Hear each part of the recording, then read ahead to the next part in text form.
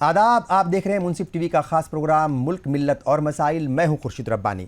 हाल ही में prime minister Narendra Modi ने अपने एक इंटरव्यू में मुल्क के मुसलमानों को इंट्रोस्पेक्शन करने की सलाह दी। उन्होंने कहा, पहली बार मैं मुस्लिम समाज को आत्मनिरीक्षण करने के लिए कह रहा हूं। अगर आप ये सोचते रहेंगे कि आप तय करेंगे कि कौन सत्ता हासिल करेगा और किसे गद्दी से हटाया जाएगा, तो आप अपने बच्चों का मुस्तकबिल ख़राब कर देंगे। दुनिया भर में मुस्लिम समाज तरक्की कर रहा है, भारत भी आगे बढ़ रहा है। अगर आपका समाज खुद को महरूम महसूस कर रहा है तो सोचिए कि इसकी वजह क्या है। आज मुल्क मिल्लत और मसाइल में हम इसी अहम मुद्दे पर चर्चा करेंगे कि क्या वाकई हिंदुस्तानी मुसलमानों को खुद के हालात पर तज्जिया करने की ज़रूरत है और पीएम नरेंद्र मोदी ने मुसलमानों को ही क्यों ये सलाह दी। और इस अहम मुद्दे पर चर्चा करने के लिए कई खास मेहमान मेरे साथ जुड़ चुके हैं। हमारे साथ हैं साबिक ब्यूरोक्रेट ख्वाजा एम शाहिद साहब, जमात इस्लामी हिंद के कौमी general secretary Mohammad Salim engineer साहब, प्रोफेसर अर्शी खान साहब, आप AMU के प्रोफेसर हैं, और इनके अलावा जाने माने इस्लामिक स्कॉलर हाजी हसन अहमद साहब भी हमारे साथ जुड़ चुके हैं। तमाम मेहमानों का मैं इस्तकबाल करता हूं। और पहला सवाल सलीम इंजीनियर साहब, आप ही से। एक अहम बात कही है प्राइम मिनिस्टर नरेंद्र मोदी ने, जाहिर तौर पर ये इंतखाबात का वक्त है और मुसलमानों को लेकर सियासत लगातार होती रही है और इस बार भी हिंदू मुस्लिम बहुत हुआ है इंतखाबात के वक्त। मगर प्राइम मिनिस्टर का ये कहना एक कम्युनिटी को, एक बड़ा समाज है, एक बड़ा तबका है और सेकंड लार्जेस्ट आबादी वाला ये तबका है, उन्हें सलाह देना कि भाई आप जो है इंट्रोस्पेक्शन कीजिए, अपना कहाँ खड़े हैं, क्यों तरक्की की राह में आगे नहीं बढ़ पा रहे हैं, आप उनकी इस सलाह को किस तरीके से देख रहे हैं? चलिए, इस बात पर तो हमें खुशी हो रही है, इत्मीनान हो रहा है जी कि हमारे वजीर आजम साहब को इलेक्शन ही के आखिरी मरहले में सही लेकिन इस बात का एहसास हुआ है जी कि उनको मुसलमानों को भी कुछ सलाह देनी चाहिए। तो बहरहाल सलाह तो सब कोई दे सकता है और हम हर सलाह को अच्छे से पॉजिटिवली लेते हैं जी। और लेकिन ये बात मैं कहना चाहता हूँ कि मुसलमान तो हमेशा से अपने आप पर ये इंट्रोस्पेक्शन करता रहा है बराबर कि इस मुल्क में उसका रोल क्या होना चाहिए और ये मुल्क उस वक्त तक तरक्की नहीं कर सकता जब तक कि इस मुल्क की एक बड़ी आबादी मुसलमानों की जी उसको आप साथ लेकर नहीं चलेंगे, उसको तरक्की में शरीक नहीं करेंगे और सिर्फ बातें और नारों के जरिए सूरत हाल नहीं बदल सकती। आपका रवैया और अमल बताएगा कि आप वाकई इस मुल्क को और मुल्क की अक़लियतों को एक बराबरी का दर्जा और सम्मान जो संविधान में दिया गया है उसके साथ आगे ले जाना चाहते हैं या नहीं। तो हम तो हमारे वजीर आजम साहब को यही मशवरा देना चाहते हैं कि इंट्रोस्पेक्शन उनको खुद को और उनकी पार्टी को करने की जरूरत है कि क्या वो ऐसा भारत बनाना चाहते हैं जिसमें अक़लियतों का कोई रोल न हो, या संविधान में जो दर्जा और जो बराबर का हक दिया गया है उससे महरूमी का एहसास करते हुए इतना बड़ा तबका अगर मेन स्ट्रीम तरक्की से अगर महरूम रहता है या रखा जाता है तो क्या ये मुल्क तरक्की कर सकता है? इस मुल्क को दुनिया में दुनिया का लीडर बनाने के लिए, इस मुल्क को मजबूत करने के लिए ज़रूरी है इस बात की इस देश के हर शहरी और नागरिक को बराबरी और सम्मान का एहसास हो।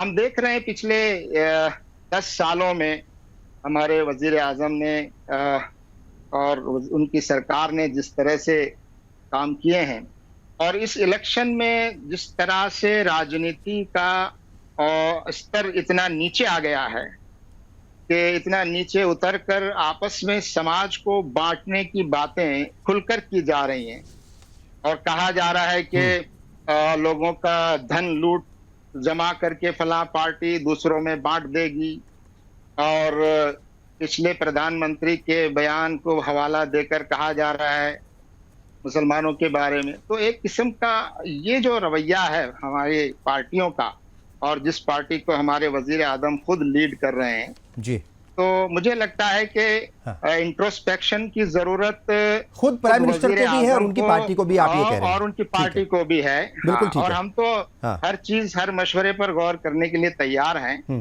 पूरा लेकिन दुनिया एक अच्छी बात यह है कि आपने पहले उनके जो बयान थे या जो उनकी एक सलाह थी उसका आपने इस्तकबाल किया है, मगर साथ आप ये भी कह रहे हैं कि भाई खुद भी देखिए, पार्टी के अंदर भी देखिए कि किस तरीके से मुस्लिम तबके के ऊपर जब भी जुल्म ज़्यादतियाँ होती हैं तो मोटे तौर पर प्राइम मिनिस्टर जो है वो खामोश रहते हैं। ठीक है, मैं वापस आऊँगा, चूँकि बहुत सारे जो है पॉइंट्स है, बहुत सारी बातें हैं जिनके ऊपर चर्चा करनी है और गहराई से सोचो फिक्र करनी है उनके ऊपर। प्रोफेसर अर्शी खान साहब, किस तरीके से आप प्राइम मिनिस्टर के इस बयान को देख रहे हैं? क्या वाकई ही मुसलमानों को गिरेबां में झांकने की ज़रूरत है, और है तो क्यों? देखिए, हिंदुस्तान की जमहूरियत में जो सबसे बड़ा अलमिया है, जो ट्रेजिक जो इंसिडेंट है, वो ये है कि बावजूद इसके कि मुसलमानों ने पूरा साथ दिया कॉन्स्टिट्यूशन मेकिंग में जी और नेशन बिल्डिंग प्रोजेक्ट में, और उसके पहले आपके फ्रीडम स्ट्रगल में, और उसके बाद जितने भी इंतखाबात हुए उसमें मुसलमानों ने बराबर पीसफुल और काफ़ी पैट्रियोटिक रोल प्ले किया। और जहाँ तक हो सकता था इन्होंने अपना कोई फ्रंट नहीं बनाया ज़्यादातर जी। सारी पॉलिटिकल पार्टीज में, चाहे वो नेशनल पार्टी हो या रीजनल पॉलिटिकल पार्टी हो, सब में उन्होंने शिरकत की, ये दिखाने के लिए कि हम हर तरह से मुल्क के साथ हैं। बिल्कुल। मुसलमानों को इंट्रोस्पेक्शन तो करना चाहिए, हर कम्युनिटी को करना चाहिए, लेकिन जो सबसे खस्ता हालत है मुसलमानों की, अगर सच्चर कमेटी की रिपोर्ट आप देखेंगे जी, तो सच्चर कमेटी की रिपोर्ट आई 2005 या 2006 में, और उसके बाद जो है आपके जस्टिस गंगानाथ मिश्रा कमीशन की रिपोर्ट आई, उसके बाद कुंडू कमेटी की रिपोर्ट है, उसके बाद उसके पहले आप 2004 में देखेंगे आंध्र प्रदेश माइनॉरिटी कमिश्नरेट की रिपोर्ट है, फिर Andhra Pradesh backward class commission की रिपोर्ट है 2005 में जी। तो इसमें मुसलमानों का जो पॉलिटिकल एक्सक्लूजन हुआ है, मतलब तमाम सेक्टर में जी। आप देखेंगे, चाहे वो पावर ऑफ स्ट्रक्चर्स का, चाहे वो इलेक्टेड हो चाहे वो सिलेक्टेड हो। सिलेक्टेड में आ गई बहुत ब्यूरोक्रेसी, इलेक्टेड में आ गए इलेक्टोरल बॉडीज। तो इसमें सबसे इंपॉर्टेंट तो इशू है सोशल जस्टिस का मुसलमानों के लिए जी। सिक्योरिटी का बोलूं कि मुसलमानों के जो मसाइल, जिसमें इंट्रोस्पेक्शन ये है कि क्या मुसलमानों के राइट्स जो कॉन्स्टिट्यूशन में दिए गए, जिसको मैं बोलता हूँ कॉन्स्टिट्यूशनलाइज्ड राइट्स, कॉन्स्टिट्यूशनलाइजेशन ऑफ राइट, जिसको आप बोलते हैं फंडामेंटल राइट्स, उस पर सरकार ने कितना अमल किया या मुसलमानों ने इसको वायलेट किया? तो इस पे पूरे हिंदुस्तान में लोगों को इंट्रोस्पेक्शन करना चाहिए। और जहां तक अगर मोदी सरकार बोलती है तो कोई भी हमें बता दे कि प्रेसिडेंट से लेके प्राइम मिनिस्टर या गवर्नर या उनके कोई आला ओहदेदार उन्होंने लिंचिंग को कंडेम किया हो या उन्होंने बुलडोजर कल्चर को कंडेम किया हो, किसी ने नहीं किया। इसकी नतीजे में हो रहा है ये। लेकिन एक अच्छी बात है सर, एक अच्छी बात यह है कि पिछले दिनों ही लिंचिंग के खिलाफ कानून बनाया गया है, बाकायदा कानून लाई है मरकजी हुकूमत। तो बोले नहीं, ये बात सच है, मोटे तौर पर नहीं बोले। प्राइम मिनिस्टर ने शायद एक बार जरूर बयान दिया था, मगर लिंचिंग के खिलाफ एक कानून लेकर के आए, बहुत सख्त कानून है। पत्रकारिता में नहीं हूँ जी, मैं ये कह रहा हूँ कि जो हालात हुए हैं जी आपके 2014 के बाद जी, इसमें जो स्टेट का डिफिनेशन है वही उसी पे इंट्रोस्पेक्शन की जरूरत है। बिल्कुल ठीक। एक होता है स्टेट, एक होता है पारा स्टेट जी। स्टेट उसको बोलते हैं जिसमें सिक्योरिटी मिलती है सबको जी। अब पारा स्टेट उसको बोलते हैं जिसमें स्टेट आइडेंटिफाई होता है किसी एक पर्टिकुलर कम्युनिटी के साथ। बिल्कुल ठीक है। जैसे कि पहले 91 के पहले रशिया को, सोवियत यूनियन को बोला जाता था पारा स्टेट, ये वेस्टर्न यूरोपियन कंट्री बोलते थे। क्यों? इसलिए कि वहां की जो सरकार थी वो कम्युनिस्ट पार्टी से ही आइडेंटिफाइड थी। ठीक है। तो जब इस तरह की शनाख्त हो जाएगी गवर्नमेंट, हाँ, तो वहां पे मैं तो बोलूंगा इस पे इंट्रोस्पेक्शन की जरूरत है। बिल्कुल ठीक है। चूंकि पहला रिएक्शन तो यही चाहेंगे हम तमाम मेहमानों से, ख्वाजा शाहिद साहब आपसे भी यही कि प्राइम मिनिस्टर का जो ये बयान है और सलाह है, बहुत सारी बातें उन्होंने कही हैं, उसमें ये भी कहा है कि मुसलमान जब तक ये सोचता रहेगा कि हम किसकी हुकूमत बनाएंगे, किसको हटाएंगे, वो हमारी मर्जी से होगा, तो वो कुछ नहीं कर रहे हैं सिवाय इसके कि वो उनके बच्चों का मुस्तकबिल ख़राब कर रहे हैं। ठीक है साहब, तो जाहिर तौर पर प्राइम मिनिस्टर जो है वो सियासी तौर पर एक तरीके से उनका अपना नज़रिया है, एक अपनी सोचो फिक्र है, उनका तजुर्बा भी है, तो तमाम चीज़ें मिल करके वो बात सामने आई। किस तरीके से आप देख रहे हैं? क्योंकि इंट्रोस्पेक्शन की बात कही है, कोई छोटी मोटी बात नहीं है। अगर हम 2011 के सेंसस के मुताबिक भी देखें तो तब भी करीब 20 करोड़ की आबादी है मुसलमानों की हिंदुस्तान में। ठीक है साहब, तो इतनी बड़ी आबादी को कह दिया कि आप जो है अपने गिरेबा में जरूर झांक लें, कुछ ना कुछ गड़बड़ है। और जो जुमला आपने अभी कहा मेरे लिए वही सबसे अहम जुमला बन जाता है जी, कि अगर मुसलमान ये सोच रहे हैं कि वो किसको सत्ता में जाएं, किसको सत्ता में ना जाएं, हाँ, और इससे हट के अपना इंट्रोस्पेक्शन करें या इसको इसको हटा के अपना इंट्रोस्पेक्शन करें, जी, तो मेरे नज़र में ये बहुत ही अजीब सी बात है और बहुत ही परेशान कुन बात है जी, कि किसी सिटीजन से, एक सिटीजन से या ग्रुप ऑफ सिटीजन से या ग्रुप से ये कहा जाए कि आप पॉलिटिकल प्रोसेस के बारे में मत सोचिए, उसकी तरफ ध्यान मत दीजिए। मैं उस जनरल उसूल में मैं सबके साथ हूँ कि इंट्रोस्पेक्शन होना चाहिए जी, और इंट्रोस्पेक्शन सबका होना चाहिए। मैं भी करूँ, आप भी करें, ये सरकार बिल्कुल सही। करे, ये पार्टी करे, ये कम्युनिटी करे, यकीनन करे, और ये एक लगातार प्रोसेस होना चाहिए। इसके बरखिलाफ के प्राइम मिनिस्टर कहें या ना कहें, प्राइम मिनिस्टर कहें, उसके रिएक्शन में नहीं होना चाहिए। हाँ, ये तो खुद ही हमें जो है अपने आप इनिशिएटिव करते लेना रहते चाहिए कम्युनिटी को, आप ये कह रहे हैं। ये मैं कह रहा हूँ, जी। ये तो मैं मानता हूँ, बिल्कुल मानता हूँ। और बहुत से सेक्टर हैं, इसमें अलग अलग बात कर सकते हैं। तालीम का सेक्टर हो सकता है, हेल्थ का सेक्टर हो सकता है, सियासत का हो सकता है, माशियत का हो सकता है, इसमें इंट्रोस्पेक्शन की जरूरत हो सकती है और पूरी सोसाइटी में हो सकता है।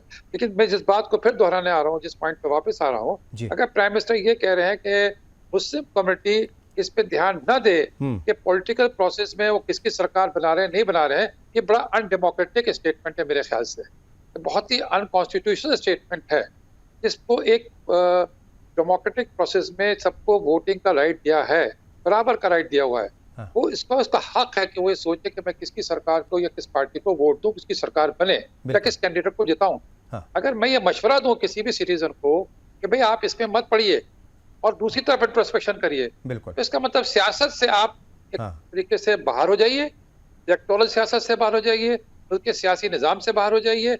एक तरीके से अगर कहा जाए, मुल्क के सियासी निज़ाम में आप दूसरे दर्जे के शहरी हो जाइए, उसमें आपका कोई रोज नहीं है।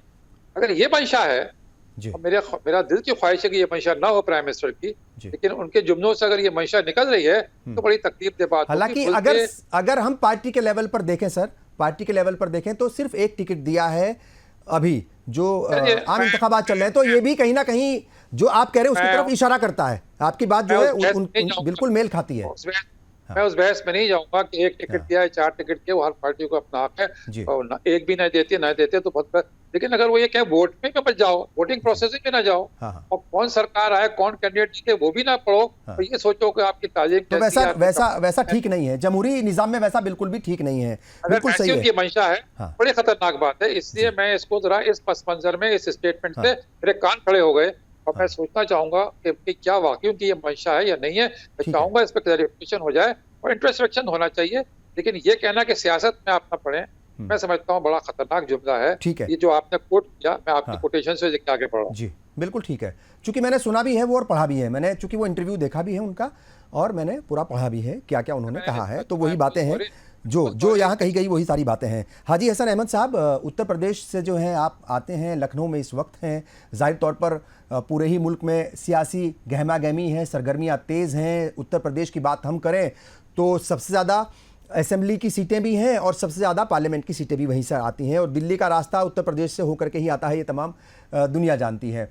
क्या कहेंगे, किस तरीके से प्राइम मिनिस्टर के इस बयान को देख रहे हैं, चूंकि सियासी मायने भी हैं प्राइम मिनिस्टर के इस बयान के, और ऐसे वक्त में दिया गया ये बयान जबकि आम इंतखाबात चल रहे हैं मुल्क के अंदर। बयान के ऊपर कम्युनिटी को इस वक्त आत्ममंथन की जरूरत है, इस पर गौर खास करने की जरूरत है कि आज ये नतीजा निकाल रहा भारत का प्राइम मिनिस्टर अगर ये कहना है तो बहुत ही गौरव की जरूरत है।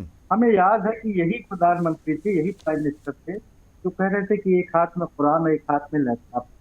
10 साल का सफा पूरा हो गया और फिर 5 साल के लिए ये आने के लिए तैयार है, और आज ये बता रहे हैं कि आप इसको इलेक्शन प्रोसेस को छोड़ के अगली बातें। आज भी एक भी आइडियल मदरसा जो एक कह रहे थे कि एक हाथ लैपटॉप एक हाथ का कुरान होगा, हिंदुस्तान भर में कोई एक आइडियल मदरसा नहीं है जो वर्ल्ड क्लास लेवल पे इन्हें स्टैंडर्ड बना के बनाया हो कि ये हमने 10 साल की उपलब्धि ये हमारी है, 10 साल की हमने किया मुसलमानों की। हाँ, एक बात का जिक्र जरूर करते रहे कि आधी आबादी मुस्लिम बहनों को आप किया। हाँ।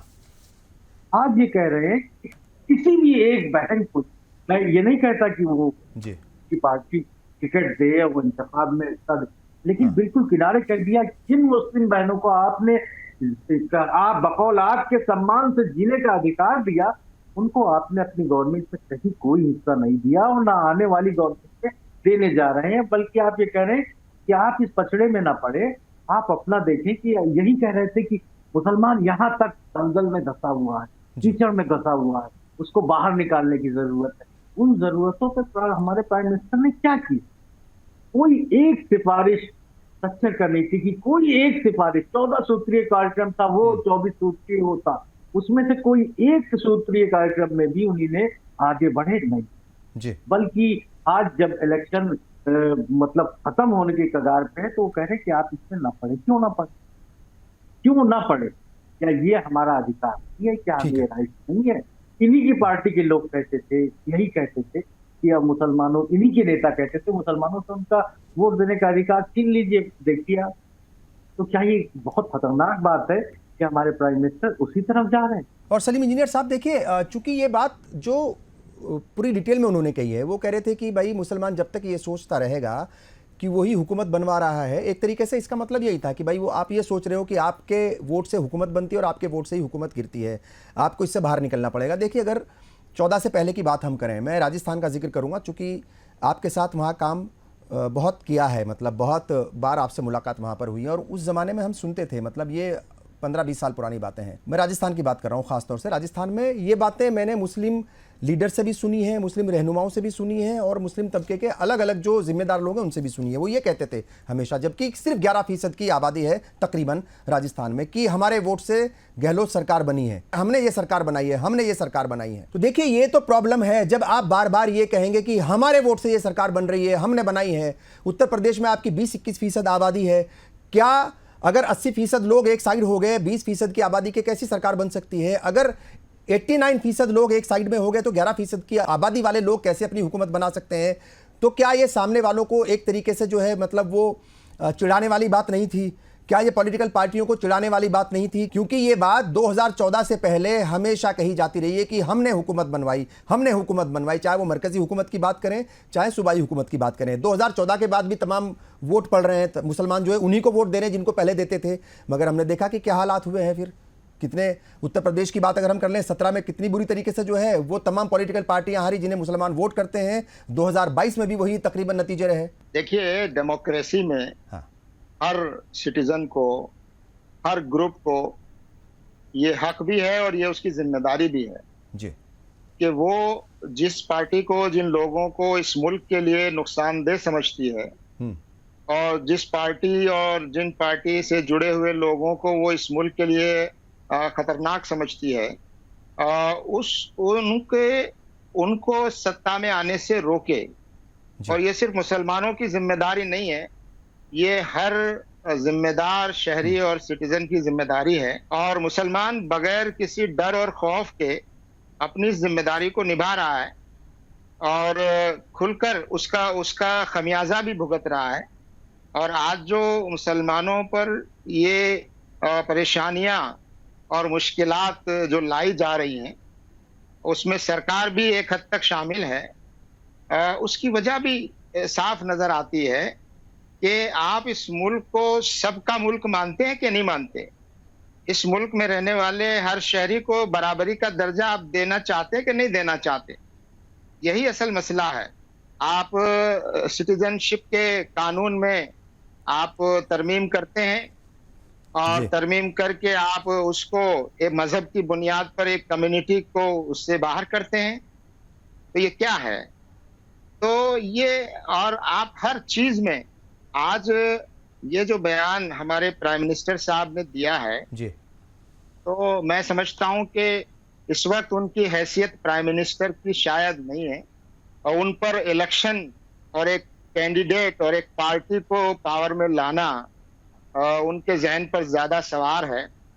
और मुझे लगता है कि मुल्क की आवाम का जो रुख है और मुल्क की आवाम जिस तरह से अब अपनी जिम्मेदारी अदा करने की तरफ बढ़ रही है, तो उनको साफ नजर आ रहा है कि उनकी पार्टी और उनका जो नजरिया है नफरत का, बांटने का, वो नजरिया शायद चलने वाला नहीं है। उन्होंने ऐसे मजहबी इश्यूज को और इमोशनल इश्यूज को, मंदिर और मस्जिद के इश्यूज को ट्राई करके देख लिया और ऐसा लग रहा है कि अब शायद उनका ये पुराना जो तरीका है वो चलने वाला नहीं है और लोग शायद उस पर अब भरोसा नहीं करेंगे। तो मुझे लगता है कि उनके बयान में एक किस्म का डर भी है जी। और दूसरा उनके बयान में एक किस्म की धमकी भी है। धमकी इस माने में कि अगर आपका ये रवैया रहेगा तो आपके साथ ये हो सकता है, आपका ये नुकसान हो सकता है। तो मुझे लगता है कि सियासत में इतनी निचली सतह पर लोगों को नहीं आना चाहिए और इस वक्त सारे शहरियों की, मुल्क के सब लोगों की, मुसलमानों की भी और सारे दूसरे मजहब के मानने वाले हर हिंदुस्तानी शहरी की जिम्मेदारी है कि वो ऐसे लोगों के हाथ में इक़्तिदार दे जो इस मुल्क को एक रख सके, जो इस मुल्क में तमाम लोगों को बराबरी का दर्जा दे सके, जो मजहब की बुनियाद पर किसी के साथ तफरीक न करें और जो नफरत फैलाने वाले जो लोग हैं उनको रोक सके। तो आज इस बात की जरूरत है कि हमारे मुल्क में दस्तूर ने जो हुकूक दिए हैं सारे सिटीजन्स को, वो कैसे बचाए जाएं। ठीक है। तो इस वक्त मुझे लगता है कि पूरे मुल्क के शहरियों को एक जैसा सोचने की जरूरत है और इस बयान के जरिए शायद हमारे प्राइम मिनिस्टर साहब एक बार फिर इसको एक पोलराइजेशन की तरफ रुख देना चाहते हैं। और बिल्कुल, चूंकि अभी जब वो नॉमिनेशन उन्होंने फाइल किया, बिल्कुल जब नॉमिनेशन फाइल किया तो बहुत सारे मीडिया लोगों से वो बात कर रहे थे, मीडिया के लोगों से, तो उन्होंने एक बात ये कही, जब उनसे पूछा गया कि भाई आप हिंदू मुस्लिम बहुत ज़्यादा करते हो, तो सफाई देने की कोशिश की। चूंकि ये सच है कि वो शुरुआत तो उन्होंने की थी इन इंतखाबात में, मगर एक बात उन्होंने कही कि मैं वादा करता हूँ कि अब हिंदू मुस्लिम मैं नहीं करूँगा। तो ये कहा प्राइम मिनिस्टर ने, तो मेरा ख्याल कि अगर वो वादे पर कायम रहे तो ये अच्छी बात है। प्रोफेसर अर्शी खान साहब, देखिए बहुत सारी बातें भी और हैं, मतलब उन्होंने तरक्की से जुड़े हुए मामलात पर भी बात की। उन्होंने कहा कि पूरी दुनिया के मुसलमान जो हैं वो तरक्की कर रहे हैं और हिंदुस्तान के जो मुसलमान हैं एक तरीके से वो अभाव का रोना रोते रहते हैं कि हमारे पास ये नहीं है, हमारे लिए ये नहीं किया गया, हमें जो है वो तरक्की की राह में आगे नहीं बढ़ने दिया जा रहा है और आप चीज़ों से महरूम क्यों हैं, ये देखने की ज़रूरत है। तो ये बात तो है कि शिकवे शिकायत जो है, जो होती हैं, वो हिंदुस्तानी अवाम के एक तरीके से डीएनए में, वो सिर्फ मुसलमानों की प्रॉब्लम नहीं है। आप किसी भी हिंदुस्तानी से जाकर के बात कर लो, मोटे तौर पर वो कहता है कि नहीं ये नहीं हुआ, वो नहीं हुआ, ये नहीं हुआ। मुसलमान भी शिकायतें करता है, ये सच है, ऐसा नहीं है कि मुसलमान शिकायतें नहीं करता। क्या लगता है आपको कि जो तरक्की की राह में जिस रफ्तार के साथ मुस्लिम तबके को आगे बढ़ना चाहिए था, और वो तमाम शोबों की बात मैं कर रहा हूँ, चाहे वो तालीम का मैदान हो, चाहे वो सियासत का मैदान हो, चाहे वो सहाफ़त का मैदान हो, चाहे वो हेल्थ का सेक्टर हो या फिर कोई दूसरे सेक्टर हो, चाहे बिजनेस का मामला हो, कोई भी हो, जिस तेज़ी के साथ उसे तरक्की करनी चाहिए थी, क्या वो नहीं कर पाया, पिछड़ गया? और ये फ़िक्र जो है उनकी, मेरा ख्याल के फिर वो लाजमी होती है और वो सही है फ़िक्र पीएम की। आप जानते हैं कि मुसलमानों की जो आबादी है उसका 80% जी वो या तो पुअर है या वेरी पुअर है, डिप्राइव्ड है। ये एक डेटा है। और हमारे जैसे लोग 1% है, शाहिद साहब जैसे लोग 1%। अगर मुसलमानों की आबादी के एरिया में आप जाएंगे, जिसको बोलते हैं आपके स्लम एरिया, जैसे जाकिर नगर इज ऑल्सो स्लम एरिया, आपके जो पूरा अबुल फजल इनक्लेव है दैट्स ए स्लम एरिया, मतलब अकॉर्डिंग टू डेफिनेशन जो गोपाल सिंह कम्युनिटी रिपोर्ट में है। या अलीगढ़ में आप देखें कि अलीगढ़ के तराफ में बहुत सारे जो एरियाज हैं वो स्लम एरियाज। अब स्लम एरियाज में अगर आप देखें कि वहाँ पे राशन बढ़ रहा है, लेकिन वहाँ पे सरकारी स्कूल नहीं मिलेगा आपको, पुलिस स्टेशन मिलेगा, पुलिस चौकी मिलेगी, वहाँ पे सैनिटेशन नहीं मिलेगा, वहाँ पे कम्युनिटी सेंटर नहीं मिलेगा, वहाँ पे चौड़ी रोड नहीं मिलेगी, वहाँ पे सीवेज का काम बिल्कुल खुला है, वहाँ पे कोई जो है किसी तरह का हाइजीनिक कंडीशन नहीं। अब जब रोड सही नहीं रहेगा और वहाँ पे स्कूल नहीं, तो वह बच्चे कहाँ से पढ़ाएंगे? तो जो डेवलपमेंट है मुसलमानों का, यहाँ पे तो डेवलपमेंट तो बहुत आगे की, इसलिए कि डेवलपमेंट सिर्फ इकोनॉमिक फैक्टर से नहीं होता, सिर्फ कॉन्स्टिट्यूशन में बात कहने से नहीं होता, उसके लिए जिसको बोलते हैं सपोर्टिंग चीजें चाहिए, जिसको बोलते हैं सब्सिडियरी फैक्टर। अगर आप हिंदुस्तान में देखें, इसलिए कि वक्त आपके पास कम है और सारे लोगों के पास कम है, हिंदुस्तान में आप देखें कि जब कांग्रेस का राज था, तो मैं 3 फेज में बता रहा हूँ आप, वहां पे आपके लोग हैं वो सुनेंगे। पहले फेज में जो मुसलमानों का जो डोमिनेंट फेज था कांग्रेस का, उससे मुसलमानों की वीकनिंग हुई, उनको कमजोर किया गया, चाहे वो राइट्स के थ्रू हो या जॉब्स में कमी के थ्रू हो या इलेक्शन में उनको दबाने के थ्रू हो। बहुत सारे ऐसे इलाके हैं जिसमें मुसलमान अच्छी आबादी में, लेकिन रिजर्व कॉन्स्टिट्यूएंसी है, बहुत सारी चीज। तो कांग्रेस के राज में क्या हुआ कि इनको जो है वीकन किया गया, डिप्राइव किया गया। जब ये वीक हो गए तो 2014 के बाद इनको डेमोनाइज किया गया, बल्कि 2001 के बाद जितने भी आपके बॉम्ब ब्लास्ट हुए हिंदुस्तान में, और जितने बच्चे पकड़े गए भाई 20 साल के बाद छूट रहे हैं, कोई इल्जाम नहीं है। अब जो स्क्रिप्ट राइटर है टेररिज्म का वो छुप के बैठा हुआ है, जो एक्टर है वो पकड़ा गया, जो प्रोड्यूसर है वो बैठा हुआ है। तो 2001 से लेके 2013 तक इनको डेमोनाइज किया गया कि मुसलमान क्या है, उग्रवादी। ये कौन है भाई, तो आतंकवादी। ये कौन है, घुसपैठिया। बिल्कुल। अब 2014 से डेमोनाइजेशन को नॉर्मलाइज किया गया, जिसको बोलते हैं न्यू नॉर्मल। तो इस सिचुएशन में मैं वही कह रहा था कि अभी जो इंट्रोस्पेक्शन की जरूरत है कि leadership is in crisis. Where is the leadership? भाई इतनी बड़ी डेमोक्रेसी है, 1.4 बिलियन पॉपुलेशन है। आप जानते हैं कि पूरे अफ्रीका की आबादी जो है 1.4 बिलियन है जी, और पूरे अफ्रीका में 54 कंट्रीज हैं। हाँ। हिंदुस्तान एक वाहिद कंट्री है, लाइक चाइना। चाइना तो डेमोक्रेसी है नहीं। तो यहाँ पे जो यूनिटी है कंट्री में, उस यूनिटी को मजबूत रखने के लिए तो पूरी सोसाइटी उसके लिए जिम्मेदार है, और सोसाइटी ही का रोल है इसमें जी। बाकी जो पॉलिटिकल पार्टीज हैं उन्होंने कोई कसर नहीं छोड़ी। तो leadership is in crisis. Leadership किसको बोलते हैं? लीडरशिप उसको बोलते हैं सबका साथ सबका विकास। कहाँ पे है सबका साथ सबका विकास? बुलडोजर किस पे चला? कौन से एमपी मारे गए? कौन से एमपी को गाली दिया गया, उसको बेइज्जत किया गया? उसके खिलाफ कोई एक्शन हुआ? आज मुसलमान अपने आप को जो है कमजोर महसूस कर रहा है। उसकी क्या वजह, उसमें क्या गवर्नमेंट का रोल है, स्टेट क्या क्या रोल है? तो ये तो इतना उसका democracy is in crisis. Democracy election से नहीं होता। जो मल्टी कल्चरल सोसाइटी होती है, जिसको डाइवर्सिटी बोलते हैं, प्लूरल सोसाइटी जो इंडिया की है, जहाँ पे 8 रिलीजन है, बहुत सारी जबानें हैं, एथनिसिटी है, यहाँ पे जो डेमोक्रेसी का रोल है वो बहुत ही इंपॉर्टेंट है। अगर आप डेमोक्रेसी को सिर्फ एक कम्युनिटी से डायरेक्शन उसको दिलवाएंगे तो डेमोक्रेसी इज इन क्राइसिस। बिल्कुल ठीक है। उसी तरह से जो कॉन्स्टिट्यूशनल बॉडीज है उनका रोल आप देख लीजिए। हाँ। कौन से करप्ट लोग कहाँ कहाँ पकड़े गए, कौन से लोगों पे जो है जो NSA लगा, किस पे लगना चाहिए, किस पे नहीं लगा। Constitution is in crisis. इस पे इंट्रोस्पेक्शन की जरूरत है। मुसलमान तो बहुत बाद में, मुसलमान तो समझिए कि जिसको जो चाहे वो मुसलमान को जो चाहे कर दे। सही। मुसलमान की कोई वैल्यू नहीं है आज के डेट में। हाँ। लेकिन पर वो सर वो बात वही हो रही है ना कि वो जो वैल्यू नहीं है। देखिए अभी आपने बड़ी अहम बात की, ये वैल्यू नहीं है। ये वैल्यू बनाने की जिम्मेदारी ठीक है हुकूमत भी सपोर्ट कर सकती है, मगर अपनी वैल्यू तो खुद ही बनानी पड़ेगी। अगर 2% के करीब जो है सिख कम्युनिटी है और उससे कम अगर ईसाई कम्युनिटी है, तो वो कैसे वैल्यूएबल हो गए, वो कैसे अपनी वैल्यू को कायम रख पाया। और 1% से भी कम शायद जो है वो जैन कम्युनिटी है, तो वो कैसे पॉलिटिकली इतने एम्पावर हैं और हर एक मैदान में इतने आगे हैं। क्या सिर्फ हुकूमत ने मदद की? क्या सिखों के साथ जो है नाइंसाफी नहीं हुई? क्या राइट्स जो है वो उनके साथ नहीं हुए? तो खुद कम्युनिटी की भी कहीं ना कहीं जिम्मेदारी है ना साहब। आप ये बताइए कि क्रिश्चियन कम्युनिटी को कब कहा गया कि तुम अमेरिका के आदमी हो, और सिख को कहा गया कि तुम फला हो? मुसलमान का कॉन्टेक्स्ट है तो शहजादे हैं आप, उग्रवादी हैं आप, घुसपैठी हैं आप, बांग्लादेशी हैं आप।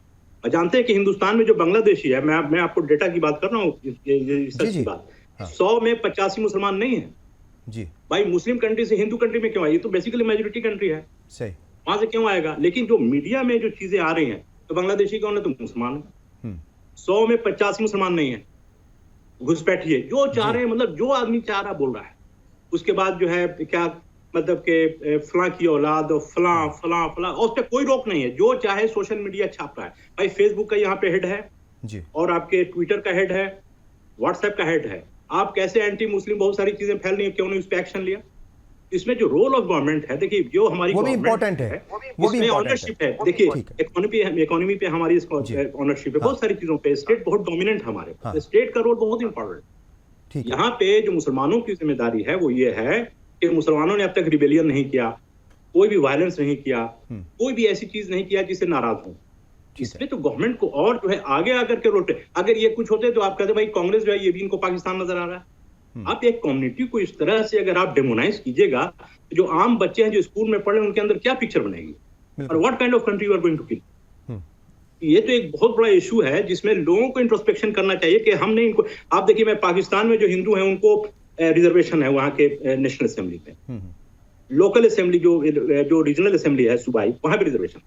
जो बांग्लादेश के हिंदू हैं उनकी अच्छी खासी तादाद एजुकेशन में है, ब्यूरोक्रेसी में है, और हर चीज में उनके मिनिस्टर। ठीक है, अगर आप वापस आऊंगा सर, वापस आऊंगा। ख्वाजा एम शाहिद साहब, देखिए ये भी सवाल उठ रहे हैं कि भाई प्राइम मिनिस्टर को सिर्फ मुसलमानों को ही सलाह क्यों देनी पड़ी, क्योंकि जो माइनॉरिटी कम्युनिटी है वो तो और भी बहुत सारे मजहब के लोग हैं, उसमें सिख भी हैं, ईसाई भी हैं, पारसी भी हैं, जैन भी हैं, मुसलमान ही क्यों? क्या वाकई ही मुस्लिम जो है वो इतने ज़्यादा पिछड़े हुए हैं हर मैदान में? चूंकि मोटे तौर पर तो ये सब मान रहे हैं कि हाँ पिछड़े हुए हैं, क्या सिर्फ हुकूमत ही जिम्मेदार है? ये भी बड़ा सवाल है, क्योंकि जैसे अभी प्रोफेसर अर्शी साहब कह रहे थे कि भाई कम्युनिटी सेंटर्स जो हैं वो हिंदू कम्युनिटी के होते हैं, मतलब मगर मुस्लिम कम्युनिटी के नहीं होते। तो हम ये भी देखते हैं कि जो हिंदू कम्युनिटी की मतलब जो वेल ऑफ लोग हैं वहाँ पर एक वक्त के बाद ना तो दुकानें खुली रहती हैं और ना बाकी चीज़ें, सब लोग घरों के अंदर होते हैं, बच्चे भी घरों के अंदर होते हैं। मगर मुस्लिम इलाकों में मोटे तौर पर आज भी किसी भी वक्त चले जाइए आप, देर रात तक चाय खाने खुले रहते हैं, खाने के होटल खुले रहते हैं और नौजवान नस्ल वहाँ बैठ करके दुनिया भर की सियासत की बातें करती हैं। गली मोहल्ले में क्या हो रहा है क्या नहीं हो रहा है इससे कोई मतलब नहीं है। आपकी सड़कें टूटी हुई हैं, आपका सीवरेज जो है सिस्टम पूरा ख़राब है, बिजली टाइम पर आ रही कि नहीं आ रही है, और भी बहुत सारी चीज़ें हैं। ठीक है साहब, तो उस पर बहुत ज़्यादा फिक्र नहीं है। तो कम्युनिटी की भी कुछ जिम्मेदारियां हैं। शायद यही वजह रही होगी कि बाकी कम्युनिटी को जो है वो पीएम ने सलाह नहीं दी, सिर्फ मुसलमानों को ज़रूरी समझा सलाह देना। देखिए मैं बार बार ये बात कर रहा हूँ कि उसके सियासी मायने हैं, उनके बयान में धमकी भी हो सकती है, सलाह भी हो सकती है और उसका सियासी फ़ायदा उठाने की कोशिश भी हो सकती है। दो बातें मैं आपकी गुफ्तगू से करूँगा। पहले तो मैंने जो अपनी बात जहाँ ख़त्म की थी कि हमारा पूरा इलेक्शन कमीशन हम सबसे कह रहा है कि सब लोग वोट डालें, एक समाज का एक आदमी वोट डाले। हम किसी से ये नहीं कह सकते आप वोट के प्रोसेस में ना हिस्सा दें, ये गलत बात है। ये बिल्कुल स्टेट की पॉलिसी के खिलाफ बात है अपने करके, against the policy of the state. चलिए ये बात आपने, दूसरी बात आपने कही थी उसको मैं जरूर बहुत अहम समझता हूँ, उस पर जरूर अपनी गुफ्तगू करूंगा। आपने कहा था कि राजस्थान में या फला जगह मिसाल देखा, आपने कहा मुसलमान सत्ता है कि हमने सरकार बनवा दी, 11% है 20% है, हम समझते हैं हमने सरकार बनवा दी। तो मैं बिल्कुल आपके इस बात से सहमत हूँ कि ये सोच बिल्कुल गलत सोच है। कोई एक आदमी, कोई एक ग्रुप, एक शख्स कहे कि सरकार बना दी, वो डेमोक्रेसी के खिलाफ बात है अपने करके। हमको इस डेमोक्रेसी को, इस कॉन्स्टिट्यूशन को हम एक आइडियोलॉजी की बुनियाद पे, पॉलिसीज की बुनियाद पे, प्रोग्राम की बुनियाद पे इलेक्शन लड़ने की बात करनी चाहिए, प्राइम मिनिस्टर को भी, अपोजिशन को भी और मुसलमानों को भी। तो ये सोच भी अगर मुसलमानों की अगर है, जिसका आपने कहा, इशारा किया, आपने देखा राजस्थान में, तो मैं समझता हूँ इस पर सोच पे हमें दोबारा गौर करने की जरूरत है और हमें इससे हटने की जरूरत है। मैं बहुत वाज़ेह अल्फाज में कहूँगा, हमें इस पर हटने की जरूरत है। मैं उस राय का नहीं हूँ कि हम इलेक्शन प्रोसेस में न जाएं, हम वोटिंग प्रोसेस में न जाएं, लेकिन ये सोचना कि हम सरकार बनवाएंगे, फला सरकार बनवाएगा और कम्युनिटी बेस पर सोचे कि मुसलमान सरकार बनवाएगा, वो बिल्कुल मैं समझता हूँ गलत बात है, इससे हटने की बात है। इसके जो नुकसान हो रहे हैं, इसके नुकसान ये है कि आप इसको अगर पॉलिटिक्स को, इलेक्शन को कम्युनल लाइन पे, मुस्लिम हिंदू लाइन पे देंगे तो यकीनन मुसलमानों के नुकसान होगा, क्योंकि हम तादाद में कम है और डेमोक्रेसी और इलेक्शन जो है वो तादाद की बुनियाद पर होता है। जिसको ज्यादा वोट पड़ गए, नंबर गेम है, वो क्रॉस द पोस्ट फर्स्ट, जो 50% या रेस में जो पोस्ट से पहले आगे निकल गया, नंबर ज्यादा गया, वो जीत जाएगा, चाहे वो 30% हो या 40% वोटिंग में जो आगे। ये हमारा सिस्टम है, सिस्टम में अच्छी बुराई खराबी जो हो उसमें मैं अभी बहस नहीं कर रहा। बिल्कुल। तो ये सोच में हमें वाकई इंट्रोस्पेक्शन करने की जरूरत है और इसमें हमको इलेक्शन को, डेमोक्रेसी को, कॉन्स्टिट्यूशन को पॉलिटिकल लाइंस पे, उस आइडियोलॉजी की लाइन के ऊपर, दस्तूर के राइट्स के बुनियाद पे लड़ना चाहिए, ताकि कम्युनिटी और जो कर रहा है, चाहे वह हिंदू कर रहे हो, चाहे ए पार्टी कर रही हो, चाहे बी पार्टी कर रही हो और चाहे प्राइम मिनिस्टर ही कर रहे हो, वो अपने में गलत है कि वो हिंदू मुस्लिम की बुनियाद पे इलेक्शन लड़ा जाए या हराया जाए या जिताया जाए। ये हमारे लिए खतरनाक है। तो इस बात को मैं आपने पॉइंट उठाया था, मैं बहुत वाज़ेह अपनी राय रखता हूँ। पता नहीं मेरे दूसरे पैनलिस्ट से इत्तेफाक करें ना करें, लेकिन मैं वाज़ेह राय रखता हूँ। और जहाँ तक सवाल है डेवलपमेंट का, देखिए तो देखिए डेवलपमेंट आपने सवाल उठाया और हमारे प्रोफेसर अर्शी साहब ने सवाल उठाया, बिल्कुल सही है। सरकार की, और सरकार कहिए, स्टेट कहिए, ये बहुत बड़ी जिम्मेदारी है डेवलपमेंट को लॉन्च करने की, आगे बढ़ाने की। सरकार के पास रिसोर्सेज है, इसमें कोई दो राय नहीं है, मैं इस पर दोबारा लंबी तफसील बहस नहीं करूंगा। लेकिन सरकार के साथ साथ समाज की भी जिम्मेदारी उतनी होती है, हर समाज की जिम्मेदारी होती है। सरकार का कोई भी प्रोग्राम हो, मैं तो खुद सरकार में ब्यूरोक्रेसी में रहा हूँ, कोई प्रोग्राम हम जब बनाते थे, हम पहले कहते थे प्रोग्राम कामयाब नहीं हो सकता जब तक कि उसमें लोगों का पार्टिसिपेशन ना हो, आम आदमी का पार्टिसिपेशन ना हो। कोई डेवलपमेंट प्रोग्राम हो, चाहे वो वैक्सीन का प्रोग्राम हो, चाहे पोलियो का प्रोग्राम हो, हम जानते थे, आज भी जानते हैं कि कामयाब नहीं हो सकता अगर उसमें आम आदमी का, आवाम का पार्टिसिपेशन ना हो। No development is possible without the participation of the common man and ordinary man and society, the community. तो ये जो कंसेप्ट है community level development, self help group, ये सारे कंसेप्ट उसी से मिलके आए हैं।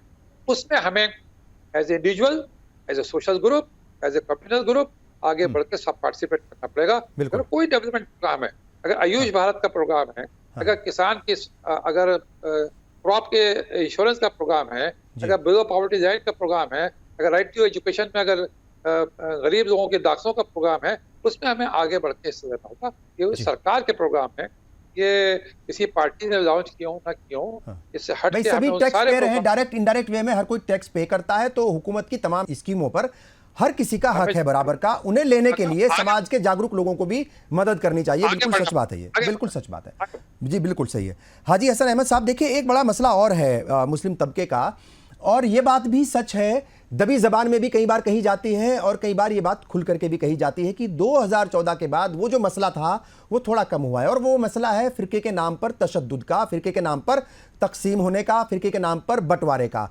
बटा हुआ है तबका। 14 के बाद जो है ये बात, कभी भी आप बैठिए तो सब लोग कहते हैं कि नहीं अभी तो बहुत ठीक है, अभी तो 5 साल और सरकार यही रहनी चाहिए क्योंकि सब एक प्लेटफॉर्म पर हैं। अब जो है वो तबके के नाम पर या फिरकों के नाम पर लोग नहीं लड़ रहे हैं। तो मतलब इसको आप कैसे देखते हैं? क्योंकि उत्तर प्रदेश जो है, जो यूपी है, वो इस बात का भी गवाह है कि वहाँ पर फिरकों के नाम पर बहुत कई बार जो है वो मतलब कशीदगी हुई है। और जब तबकों के नाम पर कोई एक बड़ा समाज फिरके के नाम पर बंटता है तो उसका नुकसान तो जाहिर तौर पर तमाम लोगों को होता है। फिर बहुत बड़ा नुकसान हम लोगों ने झेला है और खमियाजा बहुत इस तरीके से हमने भुगता है और देखा है, तो किया। लेकिन उसके पसंदर में पीछे जाएंगे पता चलता है कि जिम्मेदार हुकूमतें ही रही।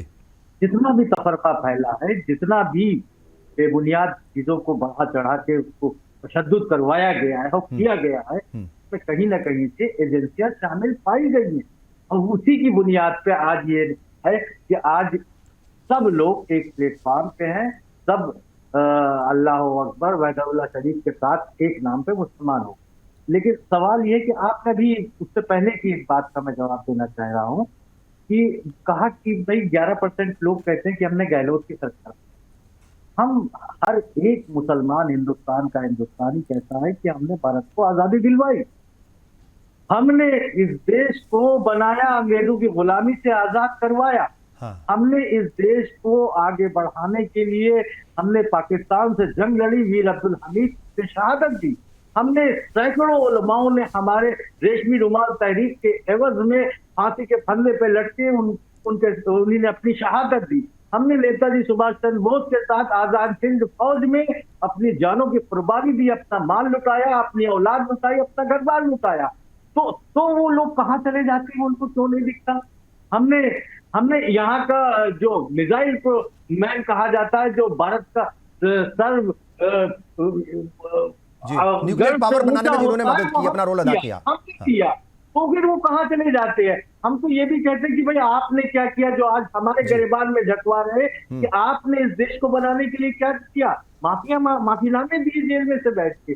तो तब वो लोग कहाँ से? आज हमसे कहा जा रहा है कि आप इस इंतखाबी मुहिम से किनारे हो जाइए और आप अपने पढ़ाई लिखाई और रोजगार की तरफ देखिए। भाई जो हमने बनाए, हमें जब अच्छे सरकारी स्कूल नहीं मिल सके तो हमने मदरसे बनाए, तो आपके इसी 10 सालों में 29,000 मदरसों के ऊपर अनलीगल करार दे दिया जाता है, उनके ऊपर उनका रजिस्ट्रेशन रिजेक्ट कर दिया जाता है। बताइए हम कैसे मुकाबला करें? जब हम अपने चैरिटेबल संस्थान चलाते हैं, हम वो चलाते हैं तो उनको रोक किया जाता है। जब हमने अलीगढ़ मुस्लिम यूनिवर्सिटी बनाया तो आप कहते हैं कि नहीं सबका हक होना चाहिए। बिल्कुल होना चाहिए, हम कहते हैं एजुकेशन पे। लेकिन सरकारें, चाहे वो सूबाई सरकार हो चाहे वो मरकजी सरकार हो, आखिर क्यों नहीं बना पाई कोई एक और यूनिवर्सिटी? क्यों नहीं बनाया उन्हीं ने? भाई 10 सालों में आपने कितनी यूनिवर्सिटियां बनाई? उसमें आप तो ये कहते आ रहे हैं कि कर्नाटक में अगर ये सरकार आ गई, ये आ गए तो फिर ये रिजर्वेशन आपको दे देंगे। आप तो कह रहे हैं कि उनका हमारा रिजर्वेशन खत्म कर देंगे, जो अनलीगल है। भाई अगर अनलीगल है तो मरकज में आप है, सस्पेंड कर दीजिए। कि चिल्लाने की जरूरत क्या है? ये सिर्फ और सिर्फ पोलराइजेशन की तरफ ले जाने के लिए एक मुहिम है। लेकिन आज का हिंदुस्तान का एक भारतवासी, उनके पास ये बात जा चुकी है। मुसलमान पहले दिन से भारत के थे, हम इसी मिट्टी से पैदा हुए, इसी मिट्टी में मिल जाए। ना हम ठीक है हाजी साहब, देखिए बात तो सही है, आप सही कह रहे हैं। प्रॉब्लम शायद वहां से शुरू होती है जहां मैं आ जाता है, मेरी वजह से, मेरी वजह से, मेरी वजह से। हमारी वजह से भी आज़ादी मिली है, हमारी वजह से ही सिर्फ नहीं मिली है। मुसलमान और हिंदू मिलकर के लड़े अंग्रेजों से, तब आज़ादी मिली। खून सभी ने बहाया, रेशमी रुमाल तहरीक चली और उसमें सैकड़ों नहीं हजारों उलेमाए किराम की शहादत हुई, फांसी पर लटका गया, पेड़ों पर लटका दिया गया। तो वो सिर्फ अकेली कम्युनिटी नहीं होती, कोई सब मिल करके लड़े हैं। वो जो मेरा सवाल था, चूंकि वो बात को मैंने महसूस किया और ये बात मैं 20 साल पहले भी महसूस करता था, बल्कि 22 साल पहले भी, कि ये क्यों कह रहे हैं ये बात कि ये हमारी वजह से गहलोत हुकूमत बनी है। जब गहलोत हुकूमत बनती है तब भी आपकी वजह से है, लेकिन जब गहलोत हुकूमत हारती है तब भी तो आप गहलोत को ही वोट दे रहे थे। इसका मतलब सिर्फ आपका वोट ही गहलोत को नहीं जिताता या कांग्रेस को नहीं जिताता या अखिलेश यादव, मुलायम सिंह यादव या क्या नाम है बीएसपी को या आरजेडी को या जेडीयू को। चूंकि अगर सिर्फ आपके वोट से हुकूमत 15 साल हुकूमत की है लालू यादव ने, तो वो आपका वोट तो अभी भी उन्हीं को जा रहा है, फिर वो हुकूमत से बाहर क्यों है? तो ये सवाल है। जब मैं की जाती है तो शायद प्रॉब्लम वहां से शुरू होती है और उसके ऊपर भी गौर व फिक्र करने की ज़रूरत है कहीं ना कहीं मुसलमानों को। सलीम इंजीनियर साहब, अब मैं आपके पास आऊँगा। देखिए, पिछले कुछ बरसों में 92 के बाद कहते हैं कि तालीम के तई मुसलमानों का रुझान जो है वो बदला है, लेकिन अगर हम 92 के बाद की बात करें, जैसे जैसे वक्त बीतता गया वैसे वैसे तालीम के तई मुसलमानों की फिक्रमंदी जो है वो ज़्यादा दिखी, ज़्यादा संजीदा वो नज़र आया और आज के वक्त में वो संजीदगी और ज़्यादा दिख रही है। मेरा सवाल ये है आपसे कि कौन कौन से वो रास्ते हो सकते हैं? मुस्लिम अगर पसमानदा है आज भी, अगर तरक्की की राह में वो पिछड़ गया है, अगर सोचो फिक्र के लेवल पर जो है वो उस लेवल पर नहीं पहुंचा है, बेदारी के लेवल पर अगर वो वहां तक नहीं पहुंचा है जिस लेवल पर होना चाहिए, तो वो किस तरीके से, कैसे रास्ते हो सकते हैं, कौन से कदम हो सकते हैं, कौन लोग आगे आ सकते हैं? मिली तंजीमें, मुस्लिम तंजीमें, समाजी तंजीमें उसमें क्या रोल अदा कर सकती हैं? पहले तो मैं आपके जो साबिका सवाल है जिस पर गुफ्तगू की है हमारे कई साथियों ने, उस पर एक बात कहना चाहता हूँ कि कुछ लोगों की राय को या कुछ लोगों की बातों को सारे मुसलमानों पर चस्पा कर देना या उसको जनरलाइज कर देना, ये बात मुनासिब नहीं है। बिल्कुल, ये बात सही है कि हिंदुस्तान में इस डेमोक्रेसी में हर शहरी इम्पोर्टेंट है जी, और शहरियों को ये हक हासिल है कि वो जिसको चाहे चुने और जिसको चाहे हुकूमत दें और जिसको चाहे उतारें। उसमें मुसलमान भी शामिल हैं और दूसरे लोग भी शामिल हैं। तो लेकिन अगर कुछ लोग कुछ बड़े बोलते हैं तो उसको पूरी कम्युनिटी जनरलाइज करके और इतनी नसीहत की जा रही है उस कम्युनिटी को, तो मुझे लगता है ये भी जरा ज्यादती हो गई। दूसरा ये कि हाँ, मुसलमान जो है हमेशा उसूलों की बुनियाद पर अपनी राय कायम करते आया है। आज आप देखिए, हिंदुस्तान का मुसलमान आज अगर फिरका परस्ती और फासिस्ट और नफरत फैलाने वाली ताकतों के खिलाफ खुलकर खड़ा है तो वो उसूलों की बुनियाद पर है। और इन उसूलों की बुनियाद में अगर कहीं मुस्लिम कैंडिडेट के खिलाफ भी राय देने की जरूरत पड़ती है तो मुसलमान दे रहा है वहां पर।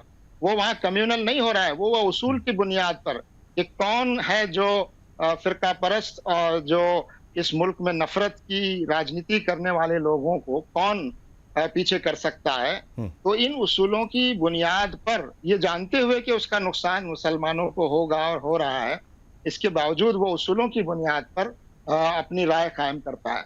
तीसरी बात यह है कि मुसलमानों ने आज़ादी के बाद से 1975 में इमरजेंसी लगी और मुल्क में डेमोक्रेसी को एक खतरा पैदा हुआ और मुल्क में एक डिक्टेटरशिप आने का खतरा पैदा हुआ। तो मुसलमानों ने बिल्कुल एकजुट होकर पूरे मुल्क के साथ मिलकर डेमोक्रेसी को बचाने के लिए, डिक्टेटरशिप को रोकने के लिए उस वक्त की जो बड़ी ताकत थी उन ताकतों को सत्ता से बाहर करने में और लोगों के साथ मिलकर अपना रोल अदा किया। बिल्कुल। तो और इन्हीं ताकतों को जिन्होंने बाबरी मस्जिद की हिफाजत करने की का हलफ दायर किया था, वो बाबरी मस्जिद उनकी निगरानी में शहीद हो गई, कर दी गई। तो आप देखें, मुसलमानों ने इन पार्टियों के खिलाफ उन स्टेट्स में, यूपी और बिहार में, बाबरी मस्जिद की शहादत के लिए जिम्मेदार पार्टी और जिनकी निगरानी में बाबरी मस्जिद की शहादत हुई, उनको भी उसका खमियाजा भुगतना पड़ा। तो मुसलमान उसूलों की बुनियाद पर किसी के बारे में राय कायम करता है। आखिरी बात जो आपने जो सवाल किया है वो ये है कि यकीनन मुसलमानों में अभी भी बहुत सारी चीजें ऐसी है जिनमें उनको सोचना चाहिए, अपनी इस्लाह करनी चाहिए, उन कमजोरियों को दूर करना चाहिए और कुछ चीजों पर तवज्जो देनी चाहिए। लेकिन मैं दो बात दूसरी कहना चाहता हूँ, वो ये है कि मुसलमानों ने आज़ादी के बाद से जो अपने तौर पर जो कोशिशें की हैं अपनी तालीम में आगे बढ़ने के लिए, अपने मदारिस और अपने स्कूल खोलने में, आज मुसलमानों के स्कूलों की तादाद बढ़ी है, उसमें एनरोलमेंट बढ़ा है, बिल्कुल। और ड्रॉप आउट रेट जो है वो पहले के हायर मुकाबले कम हुआ एजुकेशन है। में हमारा रेशो बढ़ा है, हमारी बच्चियां आगे बढ़ रही हैं, एडमिनिस्ट्रेटिव सर्विसेज में हमारे लोग बेटर कर रहे हैं, इंजीनियरिंग और मेडिकल में जी। हमारे लोग आगे बढ़ रहे हैं। तो ये कम्युनिटी की कोशिशें इतनी तकलीफों के बावजूद, इतनी परेशानियों के बावजूद, जब हुकूमतें हमारा साथ नहीं दे रही है, पिछली हुकूमतों ने भी नहीं दिया और मौजूदा हुकूमत तो और ज्यादा इसके खिलाफ कर रही है, तो जब हुकूमतें साथ नहीं दे रही, हुकूमतें मुखालिफत कर रही हैं, रोकने की कोशिश कर रही हैं, ठीक है। तरक्की की राह में उनको आगे बढ़ने से रोक रही हैं, इसके बावजूद अगर मुसलमान तरक्की कर रहा है तो ये इस पोटेंशियल को रिकॉग्नाइज करना चाहिए कि अगर हुकूमत अपनी जिम्मेदारियां निभाती, हुकूमत अपनी और ज्यादा जिम्मेदारियां बेहतर रिजल्ट आते। तो आज और अच्छे रिजल्ट आते, और बिल्कुल सिर्फ सही। मुसलमानों का फायदा उसमें नहीं होता, उसमें ये मुल्क मजबूत होता। इस बिल्कुल मुल्क को आज मुसलमानों के खिलाफ नफरत का माहौल बनाकर, मुसलमानों को मेन स्ट्रीम तरक्की से दूर रखकर आज इस मुल्क को कम से कम 25-30 साल पीछे कर दिया है इस नफरत की सियासत ने। तो ठीक। मुझे लगता है कि भारत के लोगों को इस रुख पर सोचने की जरूरत है, और इस वक्त जो पार्टी पावर में है और प्राइम मिनिस्टर साहब जिस पार्टी को रिप्रेजेंट कर रहे हैं, ठीक है। उनको और उनकी पार्टी को इंट्रोस्पेक्शन की करने की जरूरत है कि इस मुल्क में मुसलमानों को भी बराबर का हक दिए बगैर, सबको दीजिए लेकिन मुसलमानों को भी बराबर का हक दिए बगैर आप इस मुल्क को तरक्की की राहों पर नहीं ले जा सकते, इस मुल्क को आप मजबूत नहीं कर सकते। बिल्कुल ठीक है। ख्वाजा शाहिद साहब, क्या कुछ रास्ते बताएंगे आप, किन रास्तों को अपनाकर ये जो भी कमियां खामियां, देखिए कमियां और खामियां तो हमेशा रहेंगी, मुकम्मल तो कुछ भी नहीं हो सकता, और जब ये तसव्वुर आ जाए कि सब कुछ मुकम्मल है, सब कुछ बेहतर है, तो मेरा ख्याल के वहाँ से फिर और आदमी पीछे की तरफ ही जाता है।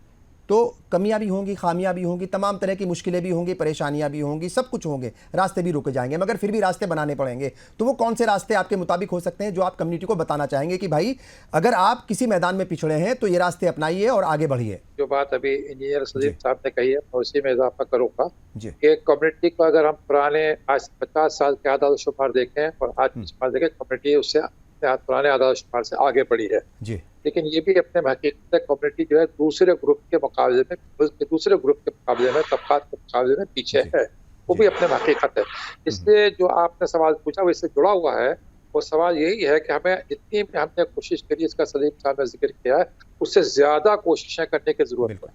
और अब ये बात भी हम मानते हुए चल रहे हैं और हमारे हालात हमें बता रहे हैं कि हुकूमत हमें ताउन नहीं दे रही है, या हुकूमत कह रही है कि हम मजहब की बुनियाद पे कोई अलग से कोई प्रोग्राम स्कीम बनाने को तैयार नहीं है। कह रहे हैं, बहुत वाज़ेह अल्फाज में कह रहे हैं, और जहाँ कुछ है भी तो उसको खत्म कर रहे हैं। जैसे कि अब मौलाना एजुकेशन फाउंडेशन था, उसे खत्म कर दिया गया, और ऐसे कोई स्कीम थी, बहुत सारी स्कॉलरशिप मिलती थी, उनको जो है आहिस्ता आहिस्ता खत्म किया गया, ये सच्चाई है। ठीक है, तो मैं उस पर भी बहस नहीं करूंगा कि क्यों किया, सही किया, लेकिन खत्म हो रहा है। तो हुकूमत का ताउन कम हो रहा है, कम हो रहा है, कम हो रहा है। तो अपनी कोशिश को बढ़ाना है, बढ़ाना है, बढ़ाना है, वही हमारे पास आंसर है। हमें अपने आप सर्वाइव करना है, और उसमें जो वाहिद सबसे आजमूदा नुस्खा है जो सर सैयद ने शुरू किया, हम तो अलीगढ़ वाले हैं, अलीगढ़ के सर सैयद से वाबस्ता है, उनके नाम से देखिए शुरू करेंगे।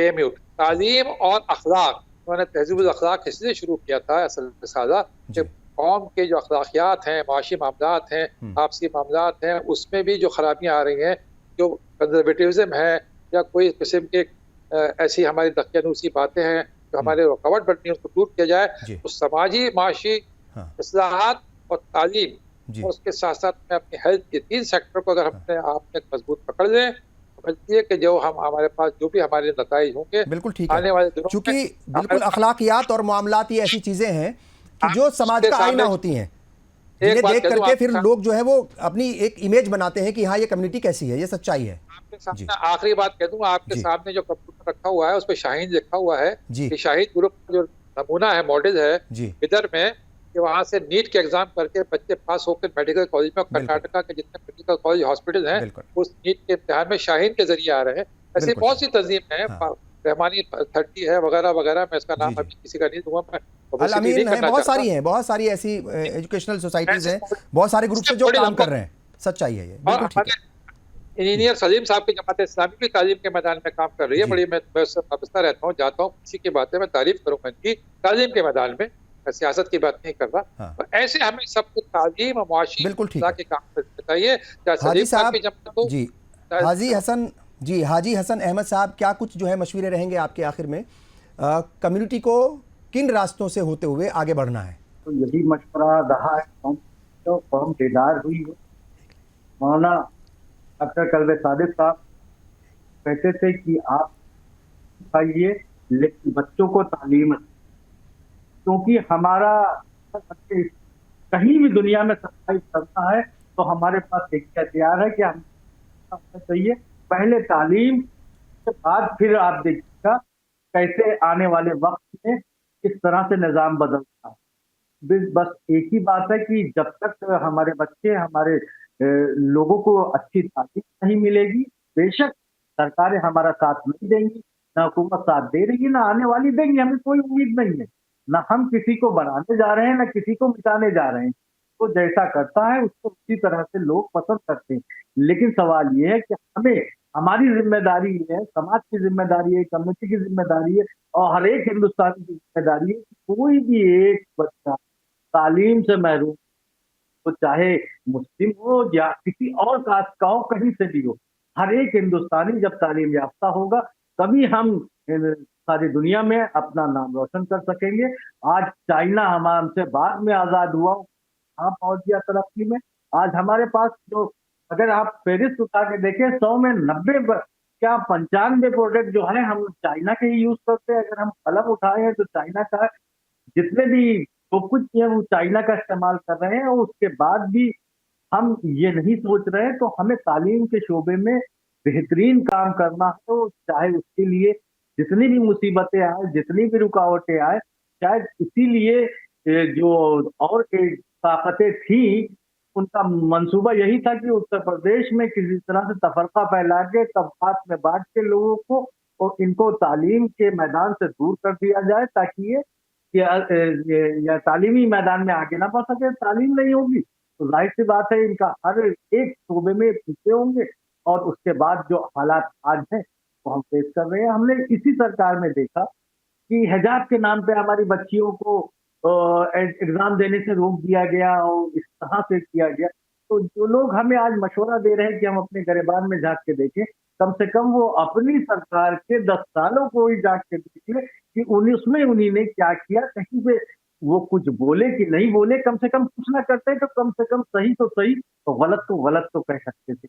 तो हमारा एक मशवरा उनके लिए भी है कि कम से कम वो अपने 10 सालों को देखे। देखिए, कोई भी चीजें फालतू नहीं होती। अगर आज का एक दिन बीत रहा है तो इतिहास में ये भी लिखा जाएगा, चाहे वो अच्छे अल्फाज में लिखा जाए चाहे बुरे अल्फाज में लिखा जाए, लेकिन आने वाली नस्लें उसको दोहराएंगी। तो हमारा पहला जाती वो ये है, मशवरा ये है कि हमें तालीम के उसमें आज बहुत से शोबे में लोग काम कर रहे हैं, और अभी भी जरूरत ये है कि उसमें ही लोग और काम करें, ताकि आखिरी हद तक जो हमारे गांव में लोग हैं, जहां तक वो फैसिलिटी नहीं पहुंच पाई है, वो इंतजामात नहीं पहुंच पाए हैं, वो उन तक ही पहुंच। जाहिर तौर पर प्राइम मिनिस्टर ने एक सलाह दी है, उसे पॉजिटिवली लिया जाना चाहिए। बहुत सारे लोगों ने इसे पॉजिटिवली लिया है, भले उसके कुछ सियासी मायने हो उस बयान के, या कुछ सियासी मकसद हो प्राइम मिनिस्टर के इस बयान का, हो सकता है।